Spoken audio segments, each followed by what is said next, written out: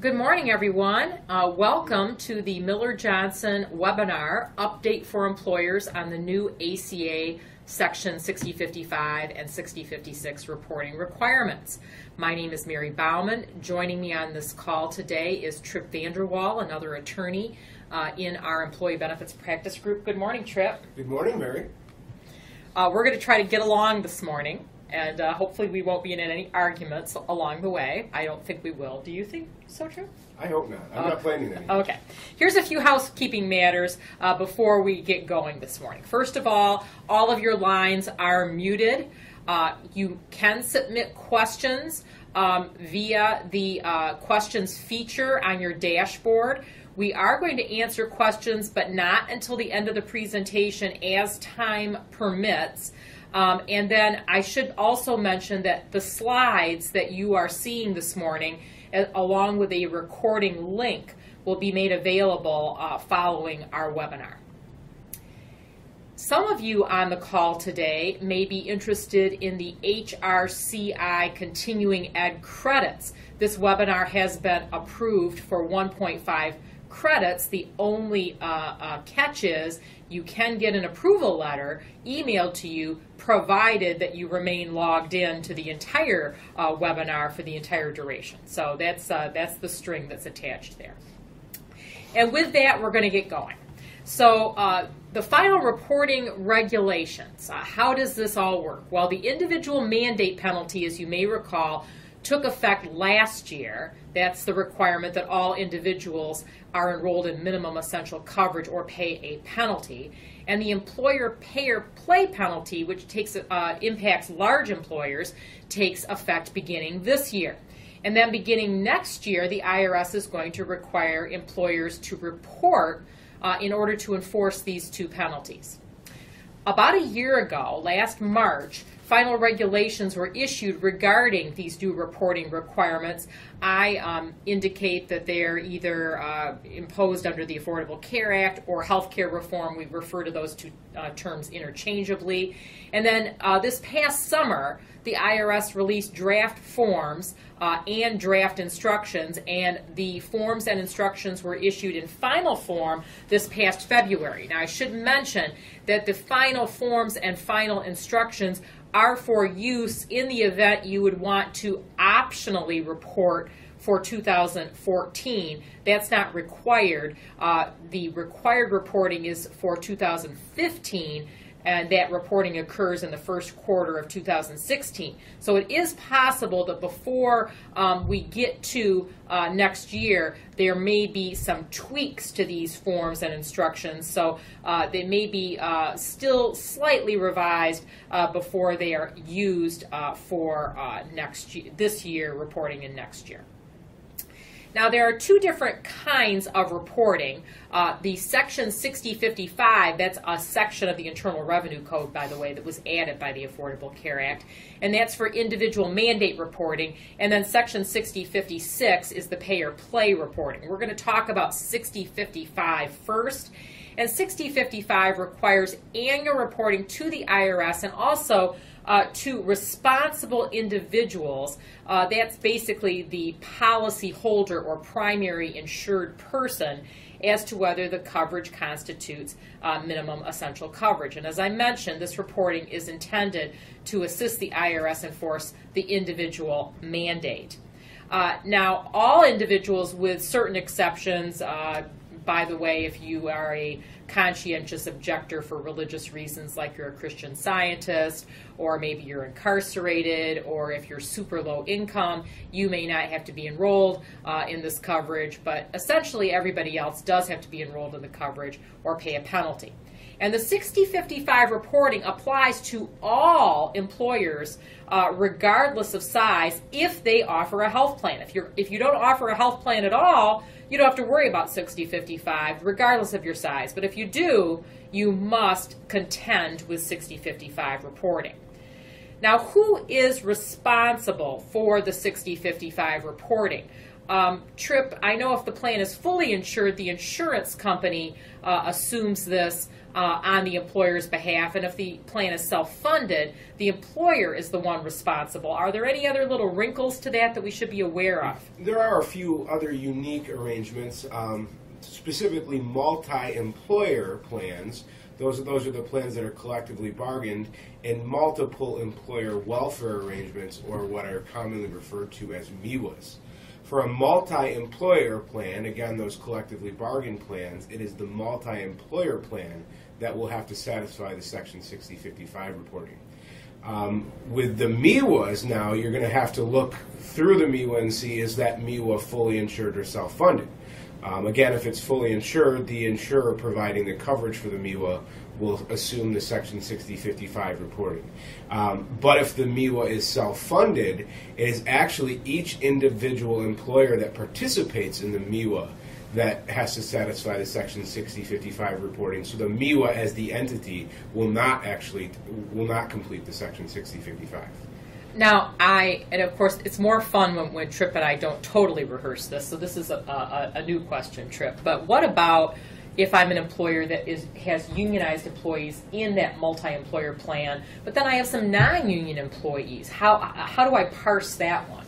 Again, you'll have to, well, in this situation, in your question, are the non-union employees also participating in the multi-employer plan? Probably not. Well, then you're going to have to look to what plan's covering them. If they're covered under a fully insured arrangement, again, the insurer. But if you have a separate self-funded plan for those non-union employees, then for those non-union employees, you will have to report under Section 6055. So it's really on a plan-by-plan basis in terms of that reporting. Correct. Okay, and the other thing to point out here is some of you on the call today may be operating your plan on a non-calendar year basis. For purposes of the 6055 reporting, you have to comply on a calendar year basis regardless of the plan year for your plan. So something important to keep in mind there. Now, 6055 reporting is completed using what we call the B forms, the 1094B and the 1095B. The 1094B is a transmittal form to be filed with the IRS along with all the employee statements, the 1095Bs, and that is requiring some identifying information about the entity submitting the forms. And we're not even going to show you a screenshot of the 1094B because it's such a short, straightforward form. The 1095B, on the other hand, is a little bit more robust, and it is required to be provided to, as we mentioned, each responsible individual, and it requires certain information to be included, such as who is the provider of the minimum essential coverage. And of course, if you're fully insured or you happen to be a multi-employer plan, this is the insurer or the multi-employer plan. Self-funded plan, it's the employer. And identifying information about about the responsible individual. That's that person with the primary coverage, and then identifying information about each covered individual, including, which means each dependent, spouse, domestic partner, dependent child who is enrolled in the plan. Now, you're supposed to include the Social Security number of both the primary insured and the enrolled dependents, but if it's not available after reasonable efforts, you can use the date of birth. And Tripp, what does reasonable efforts mean? Well, I usually talk about reasonable efforts and call it the 3 strikes rule, the 3 strikes and you're out rule. Essentially, you have to ask your employees for their dependent Social Security numbers 3 times. And there are some timing requirements about when you can do that. You can't ask them, Monday, Tuesday, and Wednesday. And if they say no, you can move on. So essentially, you have to ask them when they sign up, and then for the next 2 years. After you've asked them 3 times and they say no, then you continue using your date of birth. What's also important to recognize that in this time where you're conducting this reasonable effort and you're asking them 3 times, they may refuse and say, I'm not going to give it to you. So during that time, it's also permissible to use the date of birth. Right. So, I guess, Tripp, one of the questions I might think about if I'm on the call today is, do I have those Social Security numbers, and should I start collecting them now if I don't? You certainly could. I've given this speech a few times, and I've talked to people that were in the audience, and some have, not historically collected Social Security numbers. They, with all of the data breaches going on, they really didn't want this, but they have recognized that this is going to be a requirement in the future, and so they have started to collect them. So you could certainly start now, but you wouldn't necessarily be required to either. No, and I should mention, I believe there's an FAQ that is posted, I believe, on the HHS website, but basically talking about the fact that if you are an individual and you're in a fully insured plan and get contacted from an insurance company regarding the collection of this information, okay, no problem. That don't be surprised, and that there is a rationale for the collection of this information, and please to cooperate. So the federal government is trying to grease the skids for the collection of this information.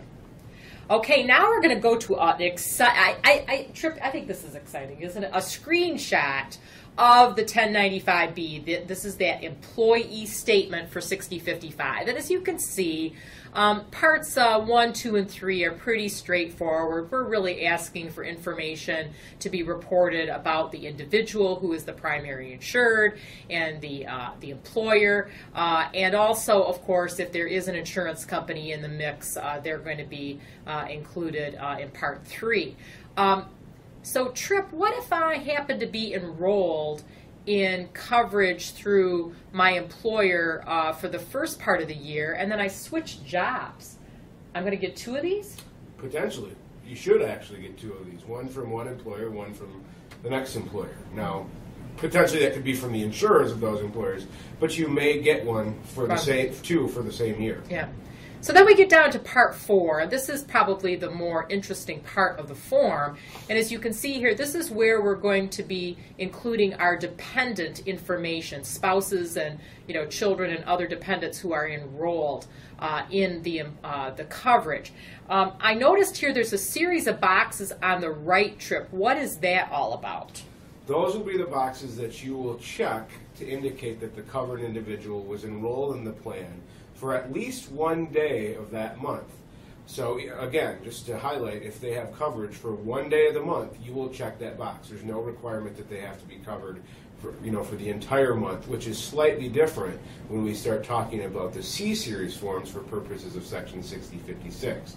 I think it's also important to recognize that the covered individuals, if you're providing this form to an employee, the employee also, in addition to their dependents, has to be included in Part 4. You don't just put the employee's name in Part 1 and then skip over them in Part 4. Right, and then as you can see there kind of in the middle, you've got that SOCH number column and then the date of birth column in the alternative if you don't have the SOCH number. So that's really the key portions of the 1095B. Now, let's talk a little bit about distribution and timing and filing. So the 1095B, that's the employee statements. Those have to be provided to the responsible individuals by the first business day on or after January 31 of the calendar year following the year in which the coverage was provided. Tripp, this sounds an awful lot to me like the W-2 form. That's correct. The mechanism, well, I usually call it the W-2 and W-3 forms on steroids. The methods are very similar. You will have to provide the 1094B along with all of the 1095Bs to the IRS, essentially by the responsible individuals by January 31. You will again then file them with the IRS by February 28, unless you file electronically, which you have a slight extension until March 31. Right, and if you are a small employer with fewer than 250 returns, I think you have the choice to do this electronically or hard copy. But if you are a larger employer, you must do it electronically. Correct, and those are the same rules that I understand apply to the W-2. Now, in terms of these employee statements, Tripp, am I going to be doing this hard copy by mail? I think predominantly that's the approach that employers will take, and I think the reason for that is while they are permitted to be distributed to employees electronically, the requirements that you have to meet to do this electronically is incredibly difficult. In fact, they are the same electronic requirements that apply to do the W-2 electronically. So I think many employers are probably familiar with how onerous those are, and that's why they have opted not to provide W-2s electronically, or at least solely in electronic form. Right. So in other words, I could do it electronically, like as a voluntary, optional thing, but not my sole form of distribution. Correct. You could, for example, put it on your intranet, but I would also provide a paper copy. Mm-hmm. What's funny is if you do actually provide the W-2s electronically and you have received your employee's consent to do so, that consent is not applicable to receive the 1095Bs electronically. So you would actually have to go through all of these steps again and get their consent again. Now, what about an employer that might be sitting here thinking, well, I want to save on postage at least. Could I send this form out with my W-2? It appears that is permissible. Okay, so we're trying to save you money, folks. I know it doesn't seem like it because it seems like this is all so onerous. But here, let's take an example of the timing. This is, remember, the first year that for which reporting is required is this year, 2015. So the 1095B has to be provided to responsible individuals by normally January 31 of next year, but since that's a Sunday, the first business day would be February 1, 2016. And then in terms of filing with the IRS, you're going to be batching up those 1095B forms and slapping on that 1094B transmittal form and shipping those all off to the IRS by no later than February 29, and that's because February 28 next year happens to be a Sunday, not a business day, and next year is a leap year. And then file, if you are doing it electronically, then you've got until March 31 of next year. So that's how it works in terms of a hard, real example for next year. Now, the other thing to just kind of be aware of here is, particularly if you're self-funded, you are going to be providing this on an EIN by EIN basis, but you can have other entities in your what we call control group, help you complete that reporting. You can also have a third party. You can hire a third party to help you with this reporting. But if the third party doesn't do so properly, for example, maybe they have an incomplete return or an incorrect return, the IRS still does not shift the responsibility to that third party. Rather, the buck continues to stop with you. Now, you can negotiate with your third party in the service contract for indemnification, but that's a contractual issue, not a statutory one. So most plan sponsors also, I should mention, of self-funded plans are going to complete the 60/55 reporting on a combined basis with the 60/56 reporting, which is what we're going to turn to now. Tripp, before we do, is there anything you can think of that I forgot to mention that we should mention on 60/55? Not off the top of my head. I think that's pretty complete. Okay, there we go. There we go. Okay, now we're going to turn our sights to 60/55. And again, this is really only for those of you who are large employers with 50 or more full-time employees and full-time employee equivalents. If you are on the call right now and you're a small employer with fewer than 50, you are not going to have to worry about the Section 60/56 reporting. And remember that we make that determination about whether you're subject to 60/56 and the pay or play on a calendar year by calendar year basis. So I'm looking at your status, for example, for 2015, based upon the size of your workforce in 2014. So you may be off the hook this year, but you may not be off the hook next year, depending on the size of your workforce for the preceding year. So the purpose of the 60/56 reporting is really twofold. One, and we've already mentioned this, is to assist the IRS in enforcing the employer pay or play penalty with respect to large employers.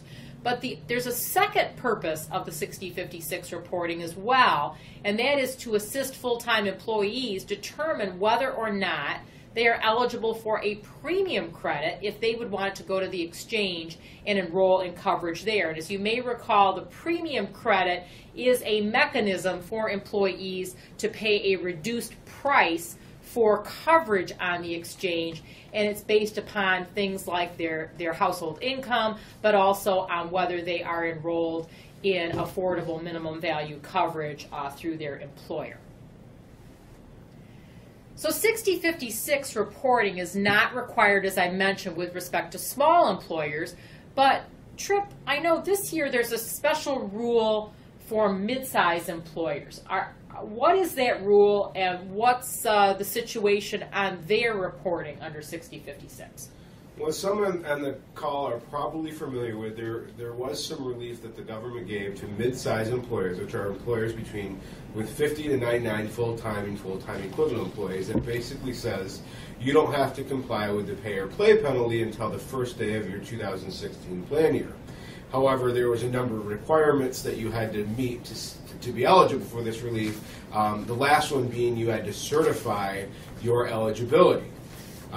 When we previously talked about that relief, the government had not yet released the form that you were going to use to certify your eligibility. Well, they have since done so, and it's this form 1094-C. So you will have to file this form 1094-C, and I think it's important to recognize that even though you have until the first day of your 2016 plan year to comply with the pay or play penalty, there's no exception from these reporting requirements. So these reporting requirements under Section 6056, which are unfortunately pretty onerous, you will still have to comply with, even though you didn't have to comply with the underlying penalty. And I think it's important to recognize, and we'll point this out when we put the screenshots of the C-Series forms up, there is a page in both 1094, there's a spot in both 1094, on page 1 of 1094-C and page 2 of 1094-C that you will have to indicate you're eligible for this relief. Right, and I still will have to complete the employee statements. Correct. So it's so if you're on the call today and you're a mid-size employer, I think the bottom line is we just really want to emphasize that you're still going to have to do the forms for the first year pretty much in the same respect as a large employer, with a couple little boxes to check.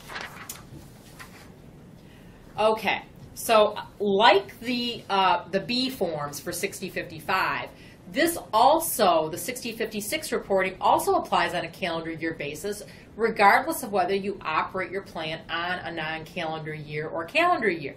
But if you do operate your plan on a non-calendar year, and you are aware that there's some transition relief that may allow you to defer the first day of the pay or play penalties until the first day of your 2015 plan year, you can take advantage of that in doing certain reporting when we get to these C forms. I believe it's part 3 of the 1094-C. So if I wish, Tripp, that they had named these forms apple, banana, orange, and pear, don't you? It's kind of confusing. It's incredibly confusing, as you'll probably have already caught us messing up in this presentation because they are so similar. They are very, very similar. Very, very similar. So if your large employer's plan is fully insured, remember that the employer is only going to be responsible for the 6056 reporting because the insurance carrier is responsible for the 6055. But if you're self-funded, and I should point out here, self-funding means an employer that pays claims from basically either its general assets or a trust, even if the employer has what we call stop-loss insurance. So some of you on the call today may say, well, I'm partially self-funded, Mary and Tripp, because I do have stop-loss insurance that protects me with respect to either large individual or aggregate claims. If you are self-funded with stop-loss insurance, you are considered self-funded totally for purposes of these reporting rules. So if you are self-funded, you're going to be responsible for both the 6055 and 6056 reporting. But as we mentioned earlier, you can generally do this on a combined basis using the 6056 forms, which are called the C forms, the 1094C and the 1095C. And this works just like the B forms, that the 1094C is the transmittal form and the 1095C is the employee statement. So now we're going to turn to the 1094C form, which is the transmittal form.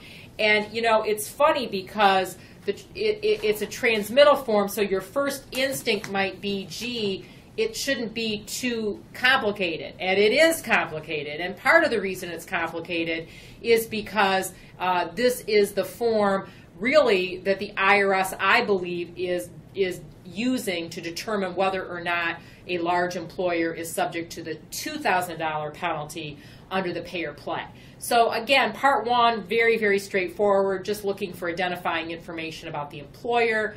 And part two is looking at whether the form is the authoritative transmittal. And what in the world does authoritative transmittal mean?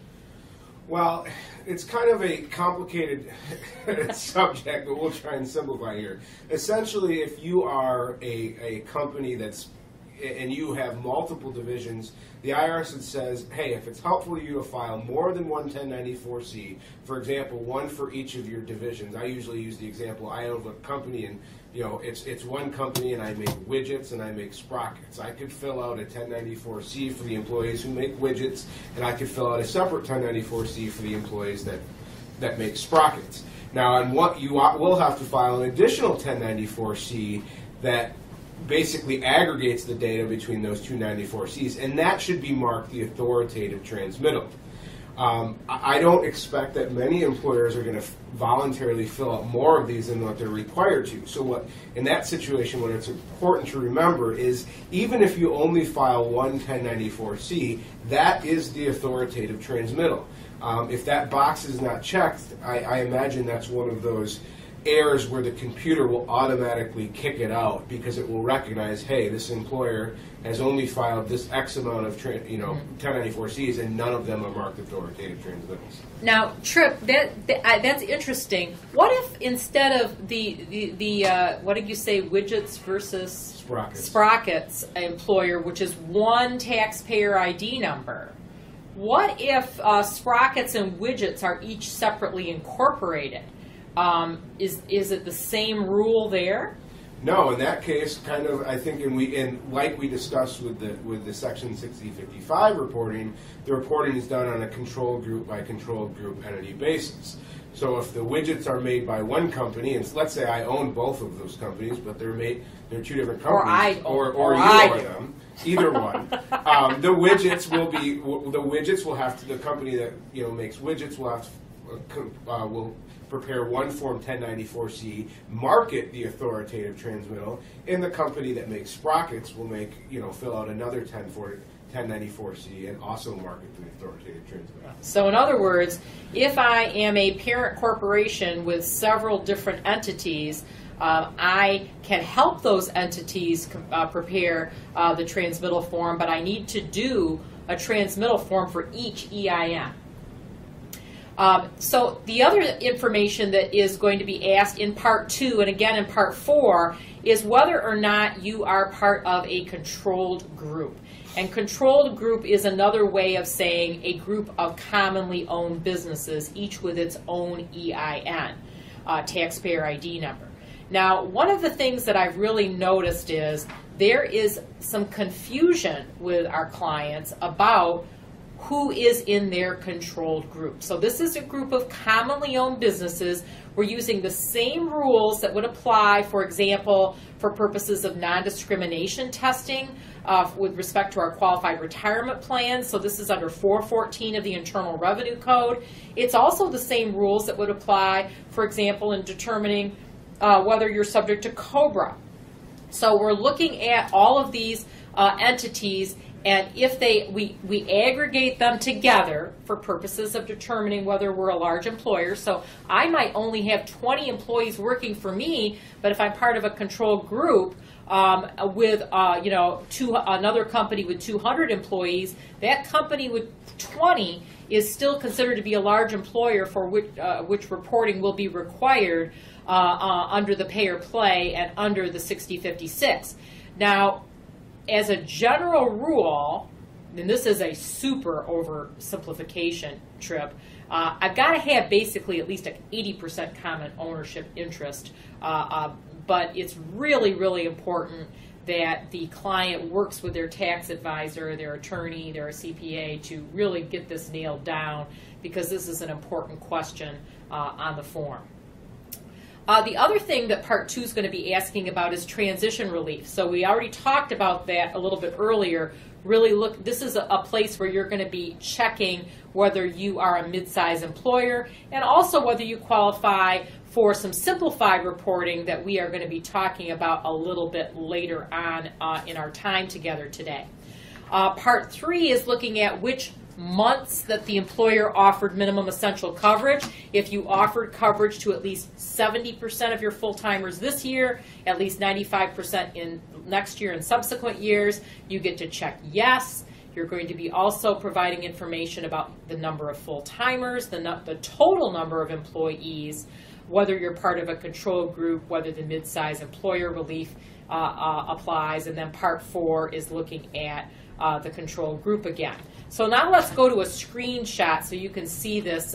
Maybe it'll make a little bit more sense to you. Again, Part 1 is pretty straightforward, asking for information about the employer, again, on an EIN by EIN basis.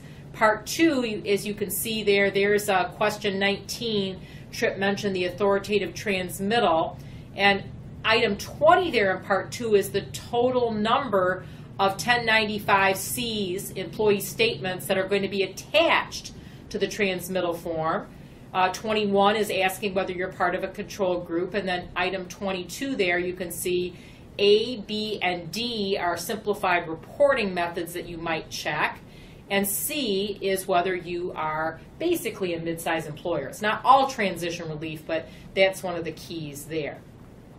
So Tripp, now we get to, I think, one of the interesting portions of the reporting, and that is Part 3.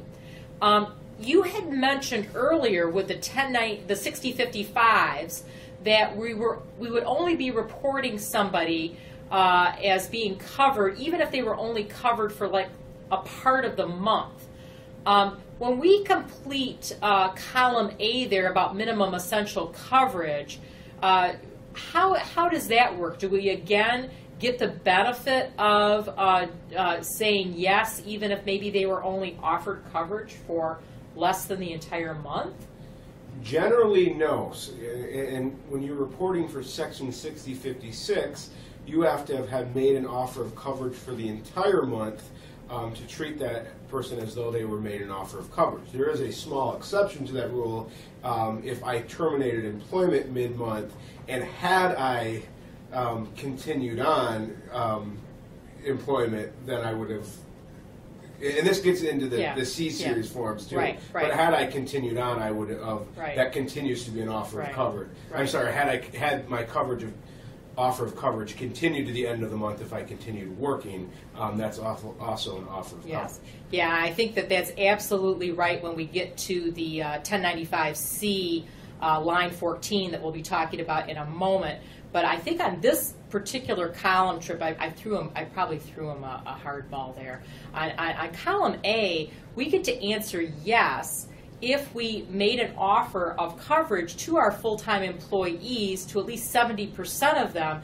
But what I was kind of getting at there is, like, let's say I'm a non-calendar year employer.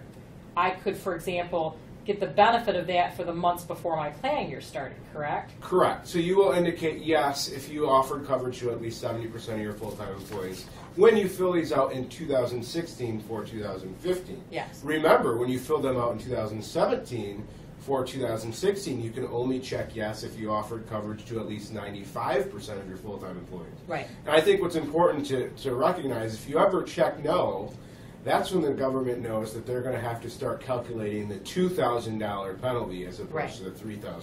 And the other thing that's interesting about this column A here is that you can disregard employees in a limited non-assessment period, which would mean like a waiting period or an initial measurement period, You can disregard them for purposes of this column A, but when we get over to the 1095C form in just a moment, we can't disregard them. So kind of an interesting trap for the unwary, I think, as we are going through this form. Then column B is the number of full-time employees by each employer in the controlled group.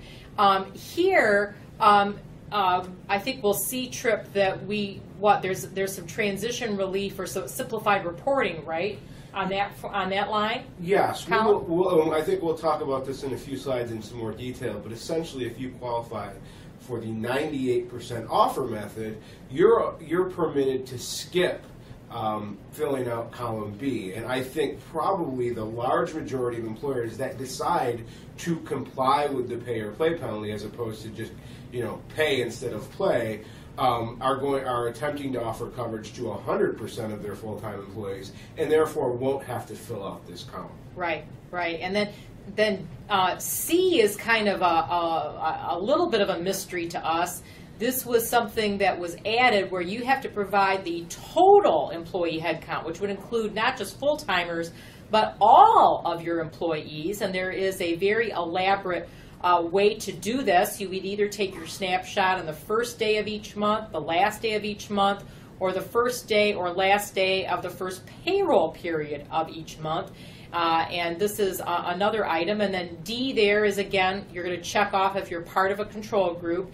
And E is where you would insert an indicator code if you are a mid-size employer.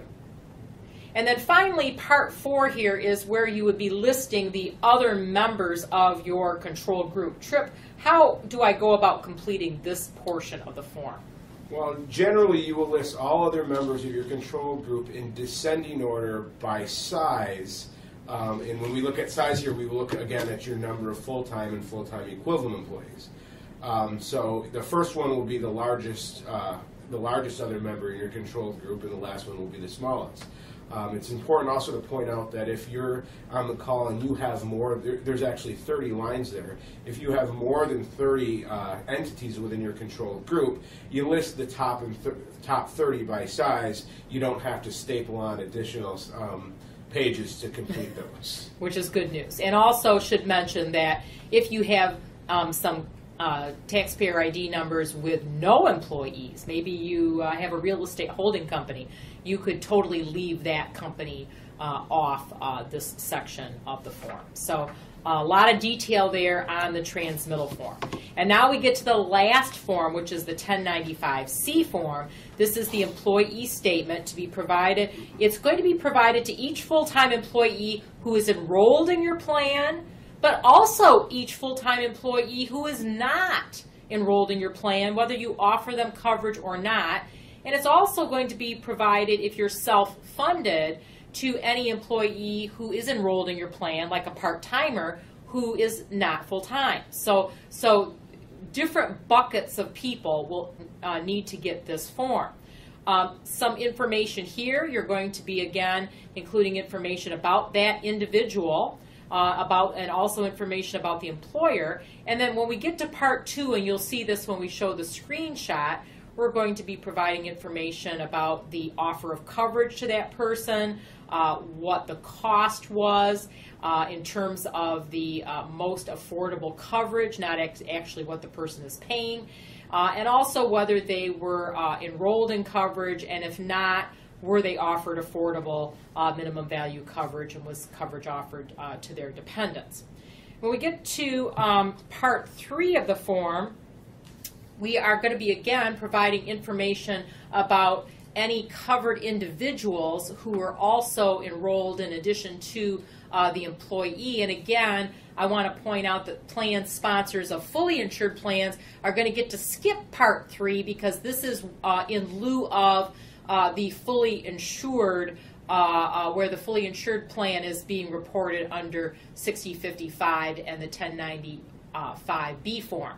Now, Tripp, there are some instances where an employer might have non-employees enrolled in its plan. And if you're self-funded, what are their options? Well, your options are really, these non-employees, which I think are generally going to be non-employee directors or probably even more likely COBRA qualified beneficiaries, you have the option of providing them with either a Form 1095B or a Form 1095C. If they're not employees, again, you have limited obligations of what needs to be completed under Part 2. There may be pros and cons going either way. For one example, you may become more familiar with preparing the Form 1095C, so that in that instance it might be easier. Or if you actually look at the two forms and go back in our slides, you'll see I think that the 1095B is easier than the 1095C. Yes. So maybe that's a bit, bigger attraction than uniformity. Tripp, what if I am an employee for the first 6 months of the year and then I become a COBRA qualified beneficiary? Am I a non-employee for that year? No, you're an employee for that year because you're an employee for the first 6 months. So in that case, you would have to file this 1095C for that calendar year. Now, if they continue to participate in your plan as a COBRA qualified beneficiary in the next calendar year, that's when you could optionally give them the 1095B instead of the C. Okay. So, and this would also apply, for example, to a retiree or surviving spouse. So those are just some examples of potential non-employees. Okay, and here is yet another screen. I love screenshots. I love screenshots. So this is the 1095C, and this is our last form that we're going to be talking about, and it is a one-page form. But if you compare this to the 1095B form, you'll see that because of that Part 2 right in the middle there, this is a little bit more of a complicated form to complete, but you do get the benefit of some special indicator codes there in Part 2 if you are a non-employee. So Part 1, again, looking at who the employee or primary insured is, and also the employer. If, for example, Tripp, what if we talked about the person that has 2 different jobs. What if I work for 2 different taxpayer ID numbers in the same control group during a year? Am I getting 2 of these forms, or how does that work? Potentially, yes. You'll get one from each different entity within the control group, and they will report the applicable information for the months that you work there. Yeah. There's also some special rules. If you work for 2 different entities within the same control group in the same month, you really got to look to which entity you worked more days in that month for, and then they will have to provide it. If somehow you worked the equivalent amount of days in a month for each of the entities, I think at that point you finally get to make an executive decision and figure out and decide which entity is going to report. Yep. So now we get to Part 2, and I got to say, I think Part 2 is probably the most challenging portion of all of this reporting, in my personal view. If you haven't Googled the forms yet, you should. And when you do, make sure that you get a copy of the instructions. And when you call up the instructions for Part 2, what you'll see is for line 14 there, the first line, you are being asked whether or not you made an offer of coverage to that person for each month of the year. You're going to be using a series of indicator codes starting with 1, 1A, 1, 1B, 1C, etc. to report your response. And this is really the section of the form, kind of unlike the 1094C form that we just talked about, where, as Tripp mentioned, an offer of coverage can only be checked as yes for a month if I really made an offer of coverage for the entire month, except if I terminated employment during that month. So if, for example, you didn't offer me coverage because I was in a waiting period, because I wasn't an employee yet, something like that, then you're going to be checking no. And why is that? The reason is this is really the form that is going to be given to the individual, and this is the form that the individual will be presenting to the exchange to figure out whether or not they were eligible for a premium tax credit. And so that's the rationale of why we check, we provide the information that we do on line 14. It isn't necessarily to snag you on a penalty, it's to help inform the individual about their eligibility for a premium tax credit. And then the second line there, line 15 of Part 2, there you're inserting basically the lowest cost medical option that person was eligible for that provided minimum value, the single employee coverage tier. So that might not be what they're actually enrolled in, but that's what you're inserting there in line 15. In general, I think there's an indicator code that we can use in certain circumstances if you qualify for simplified reporting, but generally it's a dollar amount. And then the last line in Part 2, line 16, that's where we're getting at, did the person enroll in the coverage? If they did, there's an indicator code for that. And these indicator codes start with 2, 2A, 2B, 2C, and there is an order of priority in how you answer which indicator code applies. If they're enrolled, that's the number one indicator code we're using, which is 2C. And if they're not enrolled, why were they not enrolled? Were they not an employee for that month? Were they in a waiting period? Are you a non-calendar year plan? And finally, if they were offered coverage, was the coverage of minimum value and affordable? And if it was, which safe harbor did you rely on? Did you rely on the W-2 Box 1 method, the rate of pay, or the federal poverty line? So that's what you're going to be doing with your indicator codes there on line 16. And again, the instructions provide a lot of information on that. And then we get to Part 3, Tripp, and is that a repeat of the 1095B form? Essentially, yes, which is why it starts off with saying, if the employer provides self-insured coverage, check this box and then go ahead and complete the remaining portion. So if you're a fully insured plan, you won't check that box and you get to skip that part. So I think if you compare that to what's on the 1095B, it is generally identical, if not absolutely identical. Yep, I agree. Okay, and just like the 6055 reporting, it's required annually. The first reporting is required for this year, reporting due in the first quarter of next year. And again, like the 6055, the 6056 allows entities within the control group to assist each other, but you're still doing that reporting on an EIN by EIN basis, and you can hire third parties to assist you, but once again, from a statutory standpoint, the IRS views the reporting failures as being the employers, not any third parties. Now we get to simplified reporting, and Tripp, we have simplified in quotes. And I think, in fact, I'll let you go through this first qualifying offer, and then I think I'll explain why simplified is. And we might want to actually have reporting in quotes too. I think so. I think so. So okay. So there's 3 different simplified reporting options.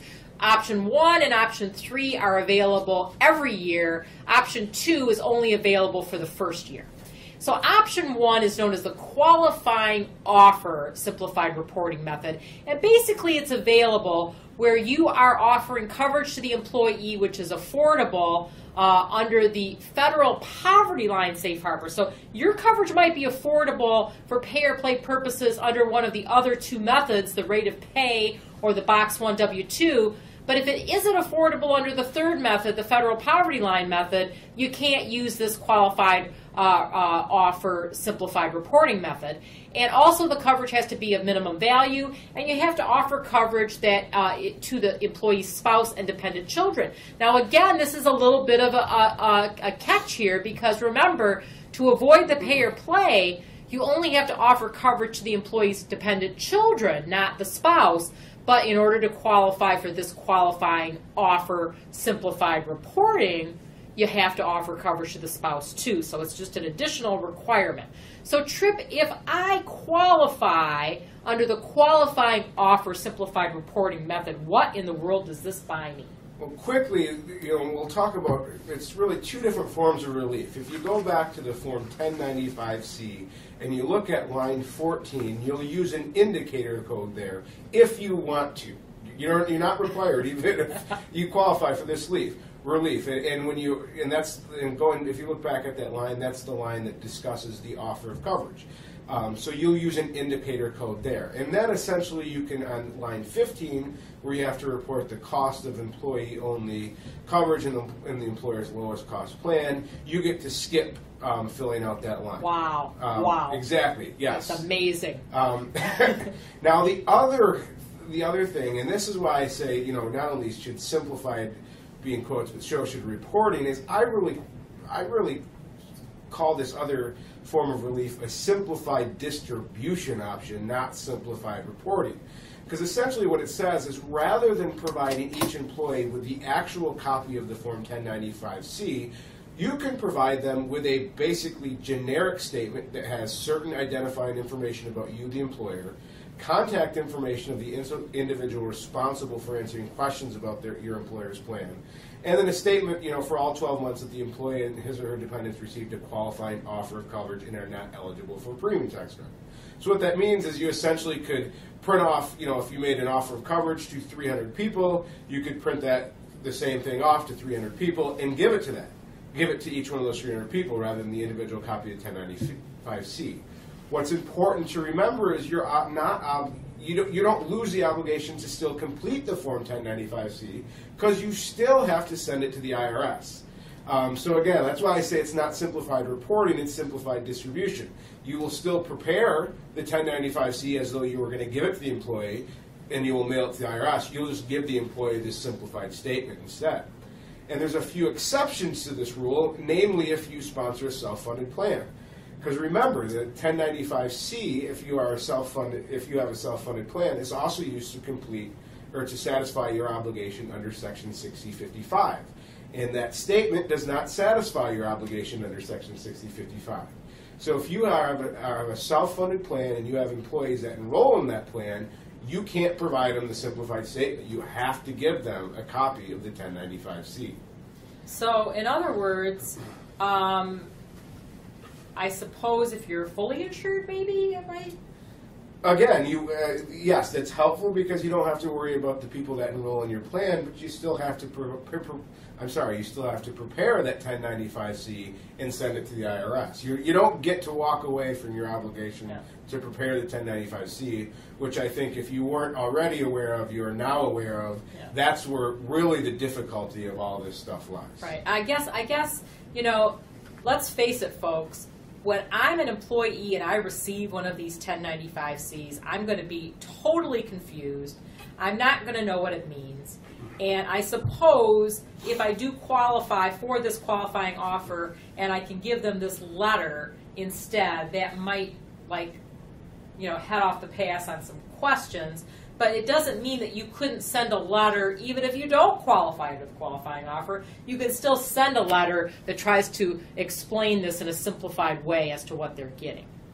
Now there's a second option, and we should mention that under this qualifying offer method, I can only give you one of these statements if I was actually enrolled, or I received rather, a qualifying offer for all 12 months of the year. I don't have to receive a qualifying offer for all 12 months to use that indicator code in the first bullet. I can still report that for the months that I did get a qualifying offer, but to do the letter, the alternative statement, it has to be that I received a qualifying offer for all 12 months. For the first year, I can use an alternative letter even if I didn't give that offer to everybody for all 12 months, as long as I provided, made the qualifying offer to at least 95% of my full-timers. So that's just for the first year, and then I can use you get similar transition relief, including a similar alternative statement. The last bullet there is a little bit different, which basically says I may be eligible for a premium tax credit in one or more months of the year rather than all months. That I'm not eligible for all months like I would be under the the first qualifying offer method. And then the last qualifying simplified reporting method, option 3, this is available where a large employer certifies that it offered coverage which is of minimum value and affordable under any of the 3 safe harbors to at least 98% of its full-time employees for 1 or more months of the year. And to qualify for this, as Tripp mentioned earlier, you can omit that one column, column B, in part 2 or part 3 rather, on page 2 of the 1094C. Tripp, do you expect that a lot of employers are going to qualify for this? Again, I think we touched on this briefly earlier, but yes, most of the clients that I've talked to that have decided to comply with the pay or play penalty are offering coverage to 100% of their full-time employees and will qualify for this. So they should check that box on the first page of Form 1094C, and then on Form 10 on the second page they can skip reporting the number of full-time employees. I think this will be fairly common that people qualify for this. So Tripp, could I qualify under multiple simplified reporting methods? Yes, you could qualify, for example, under this option 3 and option 1. And I won't talk about option 2 again because that's only around for a year. But if you satisfy the qualifying offer method, you're entitled to all the relief that brings, the little that is. But you're also entitled to skip column B on the page 2 of the 1094C because you qualify for this. Again, you should indicate that on the first page of Form 1094C. Right. So this is the way for you to. So in the final regulations that came out in 2014, they talked about certifying that you qualified for this simplified reporting method and the others as well, and you do that through completing the appropriate box on the 1094C. Now, in addition to the pay or play penalties, if you're an employer on the call today that's a large employer, the $2,000 and $3,000 penalties, there are also penalties that any employer can face if they file incorrect, incomplete forms, don't file their forms on time, etc. Any filing failure. It's generally $100 per return. There's some variation on that depending on whether you acted in good faith and how promptly you corrected, blah blah blah. But the good news is the small bit of reassurance that we can give you today on the call is that at least for the first year, the IRS indicated in the reporting regulations that they will basically enforce a good faith standard.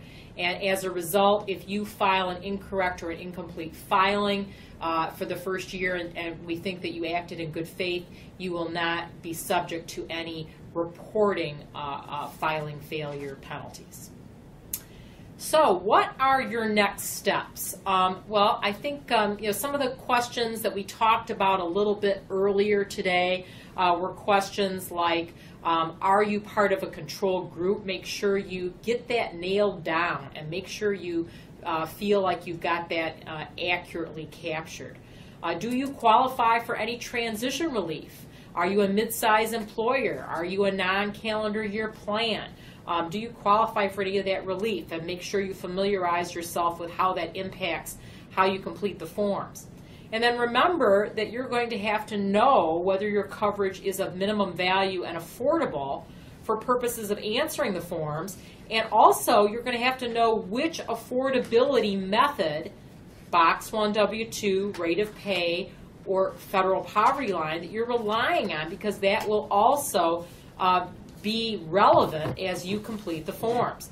You're going to probably need to have some type of record that you've established to verify this, so in the event you would ever be audited, you could demonstrate that.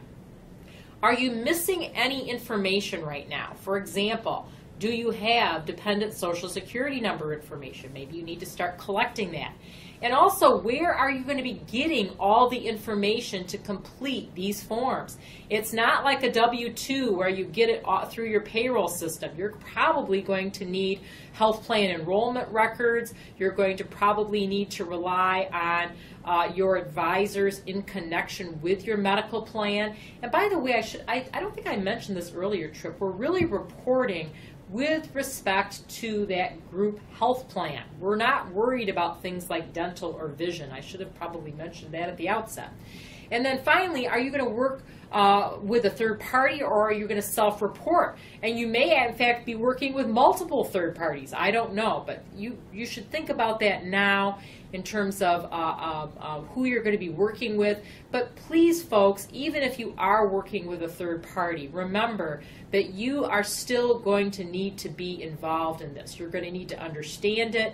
This is a lot like other laws, like, you know, COBRA or HIPAA, or, you know, these are laws that you have to also familiarize yourself with, if not to supply the needed information to that third party, but also so you can monitor to make sure that they are reporting and performing in an adequate manner. So with that, I think I will see if we have any questions. Okay, we had some technical difficulties, it looks like.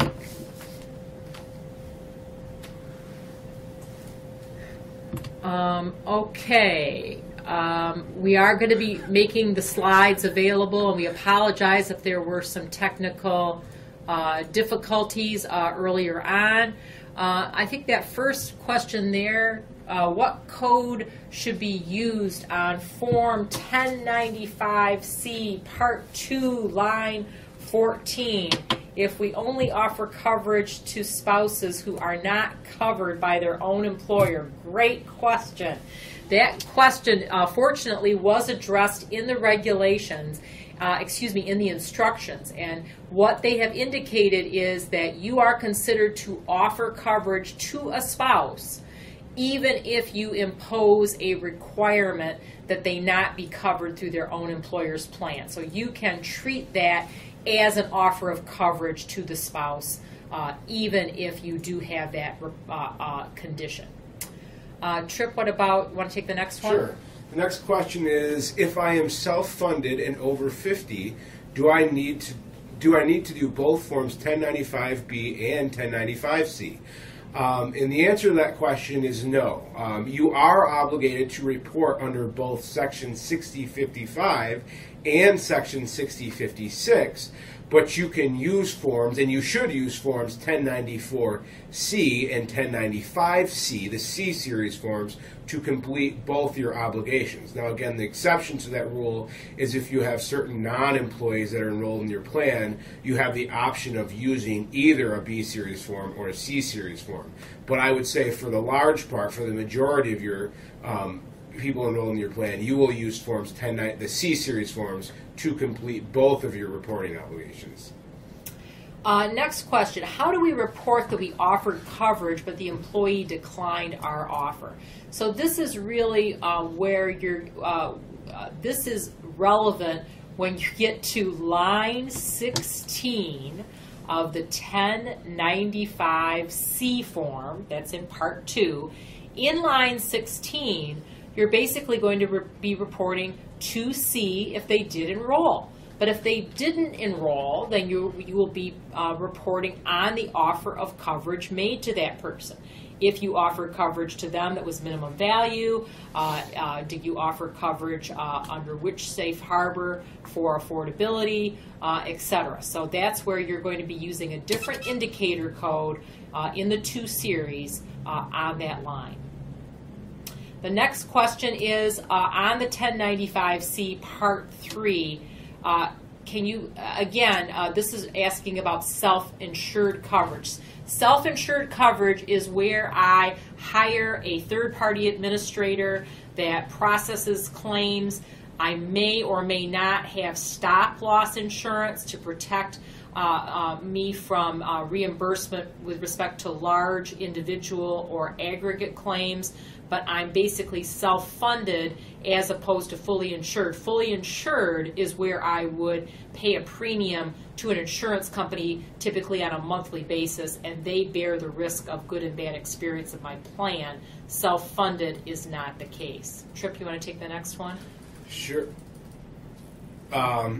So must file So must file 1095B electronically if over 250 employees or health insurance plan participants. Again, if you're fully insured, your health insurance carrier will be filing the 1095B on your behalf, and I anticipate that most of them will be doing it electronically. That's not an obligation to you. But if you're filing the C-Series forms, yes, if you have to file more than 250 of them. So remember, you only have to provide the C-Series forms to your full-time employees. So if you maybe have 300 employees, but only 100 of those are full-time, so you're only doing 100 Form 1095Cs, you could still file those on paper. Yes, and I think she has a follow-up question a little bit later on down there. The 1094C, the 1095Cs are the employee statements. That's where we're getting at the number 250. The 1094C and the 1094B are transmittal forms. There's just one of those. So the 250 is based on the 95 forms. I think we should take that one. Yeah, W-2? If an employer hand delivers W-2 forms in the workplace, can they hand deliver the 1095 forms as well, or do they have to be sent via mail? Good question. No, if you can hand deliver these forms as well. In fact, it appears that you can hand deliver them or mail them if you do that with the form W-2. So you can hand deliver or mail. I think what we wanted to highlight is we don't think many people will try to provide these electronically because of the onerous requirements. Right. Next question. If you're a small employer in calendar year 2014, do you have to submit the C forms in 2016 for 2015? The answer is no. On the other hand, if you become a large employer in 2015, then you would be subject to the pay or play in 2016 and would need to do reporting in the first quarter of 2017. I think this next question is kind of how Mary clarified at the end. It says, what does a group need to file if they have a fully funded plan, fully insured plan, but have a self-funded health reimbursement account, HRA? In that case, again, if you're a large employer, you'll have to file Form 1095C on behalf of your full-time employees. Your carrier will file Form 10, the B-Series forms on behalf of your fully insured plans. You can disregard filing on behalf of your HRA. Right.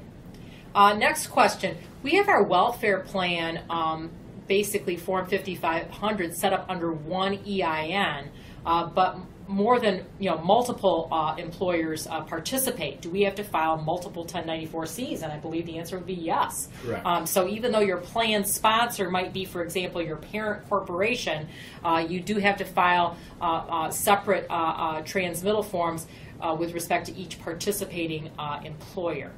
Next question is, offering coverage to full-time mean working 30 or more hours? Yeah. Very generally. Yes, very generally. Expats, Tripp. I think if you're an expat and you're not receiving any insurance, if you're not getting paid in the United States, you're disregarded. Yes, these people, I don't think, will have to receive a Form 1095C because essentially they don't have any hours of service. Right. If they're still enrolled in your plan, there may be an obligation, I think, to provide a B-Series form if you're an insurer, or again, if you're self-funded, maybe using the C-Series form for that individual. Yeah. That's a good question. Yeah, it is a good question. Okay, we're going to take, I think, 2 more questions before we're out of time here. If an employee is from a control group, is on the insurance of an employee, we've already kind of talked about that. In a nutshell, oh my. Okay, guys, this is the last thing I've got to mention. Well, 2 things. Number 1, can you clarify which simplified reporting methods self-funded plans can use? Self-funded plans potentially can use any of the simplified reporting methods. Doesn't matter if you're fully insured or self-funded. Okay, in conclusion, if I am on the call today and I am fully insured, I do not have to worry about 6055 or the 1094B or 1095B. I do not have to worry if I'm fully insured. But if I am self-funded, I do have to worry about the 6055 and the 1094B and the 1095C. Did I get that right? No, the 1095B. This is an example of why we wish they named themselves. But I could do it on a consolidated basis with my 6056 reporting. And my 6056 reporting is using the C forms, the 1094C and the 1095C. If I am a large employer, 50 or more, I have to contend with the C forms, regardless of whether I'm self-funded or fully insured. I think from the majority, if you're an employer, you're going to be using the C series forms. If you're an insurance company, you're using the B series forms. That's right. That is the general rule. That's the general rule. So thank you very much. Sorry about the difficulty on the slides, and we appreciate your feedback. And once again, the webinar recording and slides will be available tomorrow.